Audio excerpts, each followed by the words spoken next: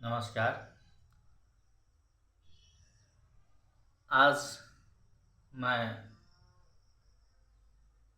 इस बात पर थोड़ी सी चर्चा करूंगा कि विज्ञान और आध्यात्म किस तरह से जुड़ा जुड़ा हुआ है, दोनों का संयोग कैसे है।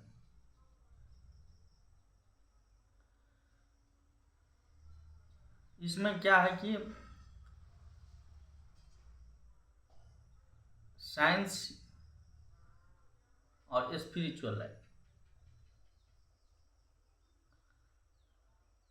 सबसे पहली बात है कि ओरिजिन ऑफ थॉट की बात की जाए कि विचार की उत्पत्ति कैसे होती है। विचार जो है उसका प्रत्यक्ष संबंध मानव के जीवन के साथ, मानव के मन मस्तिष्क के साथ होता है। वह कोई भी जीव में विचार जो उत्पन्न होता है वो मस्तिष्क का देन है। थॉट, सभी जीव में विचार उत्पन्न होते हैं, सभी जीव में निर्णय करने का क्षमता होता है।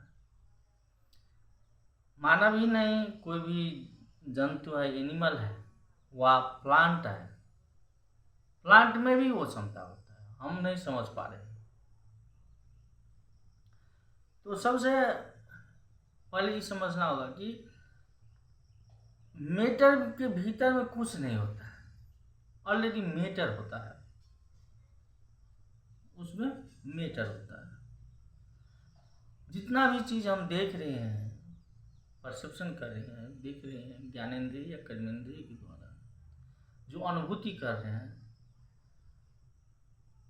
सभी कुछ मेटर है। और इसका जो फंक्शन है उस पर विचार करना। जैसे कि कोई जीव जंतु में जो विचार उत्पन्न होता है, वह विचार ब्रह्मांड से आता है। मस्तिष्क एक कंडीशन सृजना करता है मात्र, मस्तिष्क एक परिस्थिति मात्र सृजना करता है और विचार ब्रह्मांड से आता है। और फिर वह विचार सदा के लिए उसके मन मस्तिष्क में नहीं रहता है। हाँ, हो सकता है हम उसको लिख लें, हम उसको कहीं ऑडियो ऑडियो विजुअल कर लें, वैसा हो तो एक इंटरप्रिटेशन के रूप में रह जाएगा, इंफॉर्मेशन के रूप में रह जाएगा, लेकिन वो सब कुछ चल जाता है उसमें। इसके बारे में बहुत दर्शन समय विचार हुआ है। जैसे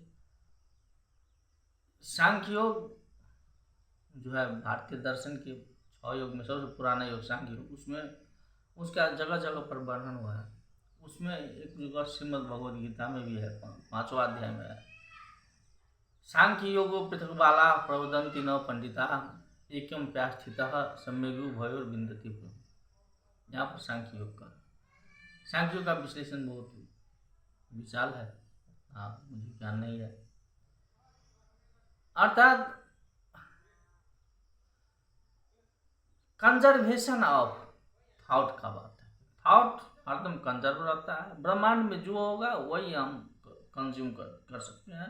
हमारे भीतर में कंज्यूम किया हुआ चीज जो है वही ब्रह्मांड में जाएगा और वही सब चीज कंज्यूम है, कंजर्वेशन है, कंजर्वेशन ऑफ थॉट है। जैसे मैं उदाहरण देता हूँ, साइंस में एक रेडियो ले लिया जाए। रेडियो में साधन है, हम बैटरी दे देते हैं, बस कंडीशन हम फुलफिल कर देते हैं। रेडियो में तो और कुछ है नहीं, रेडियो में सब कुछ मेटर है। बस वो ऐसा कंडीशन सृजना करते हैं कि हम एंटीना के थ्रू से हम जो इंफॉर्मेशन है, इलेक्ट्रोमोटिव फोर्स है, उसको हम रिसीव कर लेते हैं और उसको साउंड में चेंज कर देते हैं। मान लीजिए मोबाइल के भीतर में ठीक से देखा जाए बाहर से तो उसमें कुछ भी नहीं है, सब मैटर है।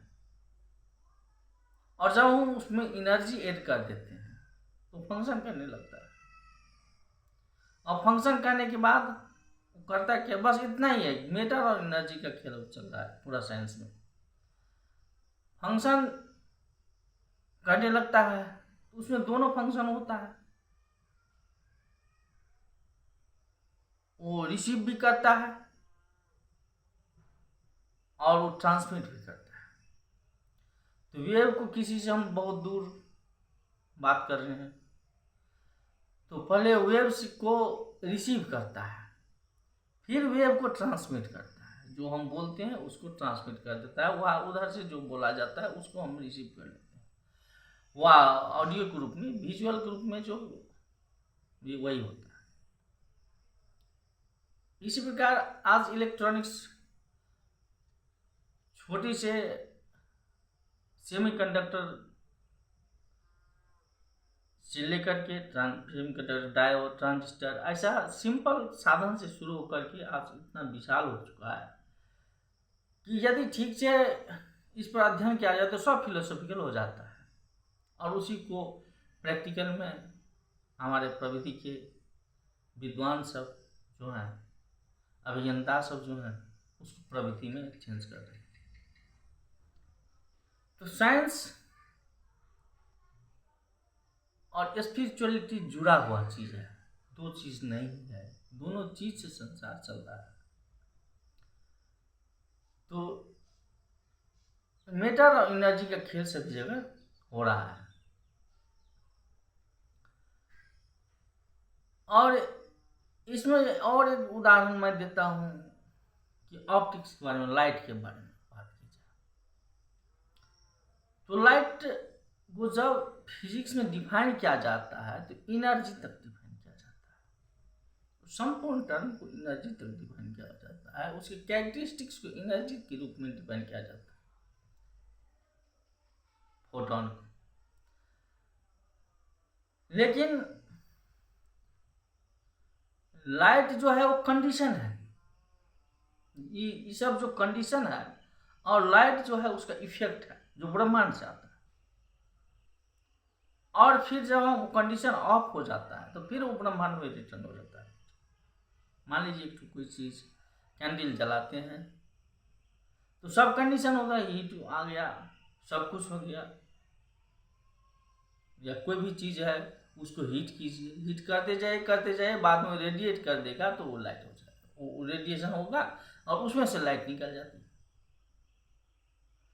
तो लाइट जो है वास्तव में प्रकाश संवेदना जो है वो फिजिक्स का चीज नहीं है, वो स्पिरिचुअल का चीज है। तो फिजिक्स और स्पिरिचुअलिटी, साइंस और स्पिरिचुअलिटी दोनों जुड़ा हुआ चीज है, ये महत्वपूर्ण चीज है। इसीलिए जब तक इस दोनों का संबंध है जीवन चल रहा है, नहीं रहेगा नहीं होगा। तो बस यही बात है आदमी के जीवन में कि आत्मा है, आत्मा जो है स्पिरिचुअलिटी है, जो ब्रह्मांड की देन है, और सब कुछ जो है साधन है, कंडीशन है। कंडीशन जब तक नॉर्मल रहेगा, ठीक रहेगा, स्पिरिचुअलिटी उसमें लैंड करेगा। इतना ही है। मान लीजिए कोई शरीर है तो शरीर यदि बेकार हो जाए तो स्पिरिचुअलिटी उसको छोड़ देता है, चला जाता है। तो साइंस जो मैंने कहा, इसी प्रकार थॉट जो है, थॉट ब्रह्मांड से आता है, वो कंजर्व है, ब्रह्मांड कंजर्वेशन है उसका, और फिर ब्रह्मांड में चला जाता है। मैं एक और उदाहरण, ये सब अनुभव करने की भी बात है। एक उदाहरण मैं देता हूँ कि जब कोई सोया हुआ रहता है तो मन मस्तिष्क अपने ही काम करता है। कभी कभी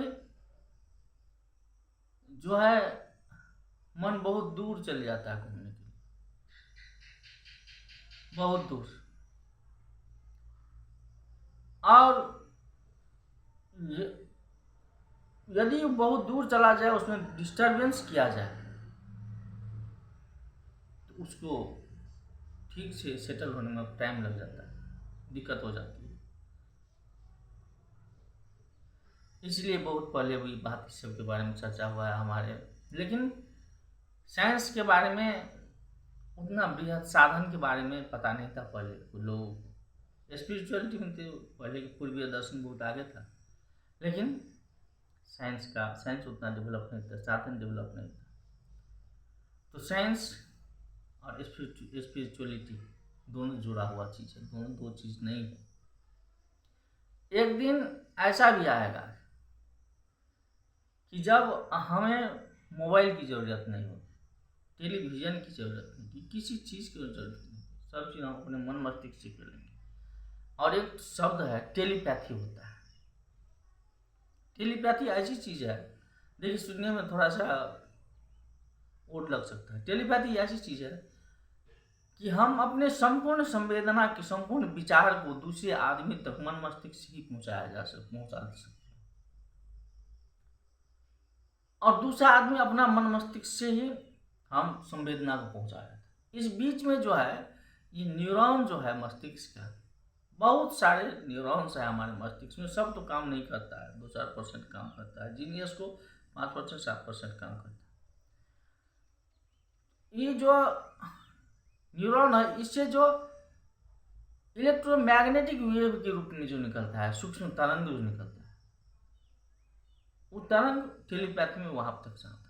या जानवर सब जो है इसका यूटिलाइज कर रहा है, उसमें हैबिट है, अभी भी हैबिट है उसमें। और मानव इसको भूल गया, क्योंकि साधन पर निर्भर हो चुका मन। तो जब तक जितना साधन पर हम निर्भर होते चले जाएंगे, हमारा क्या होगा, स्पिरिचुअलिटी से दूर हम चले जाएंगे, हमारा हैबिट जो है कमज़ोर हो जाएगा। हमारा मस्तिष्क का से जो हम काम लेंगे, मस्तिष्क से जो होगा उसका कम होता है। इसलिए हम अब ज़्यादा हैबिचुअल हो गया है कोई काम करने के लिए। नहीं तो जिस तरह से हम भाषा बोलते हैं, इतना भाषा और जानवर में नहीं होता। बस वो सब संवेदना मात्र प्रकट करता है, उसी संवेदना को दूसरा कोई पकड़ लेता है और उसी से सब काम चलता है। तो यही बात है कि संवेदना ब्रह्मांड से आती है। मेरा कहने का एक ही तात्पर्य था, साधन यदि ठीक हो जाए, साधन विज्ञान है, साथ ही संवेदना है, और दोनों का मिलन हो जाए तो प्रकृति है। धन्यवाद, नमस्कार। कमेंट कीजिएगा, सब्सक्राइब कीजिएगा।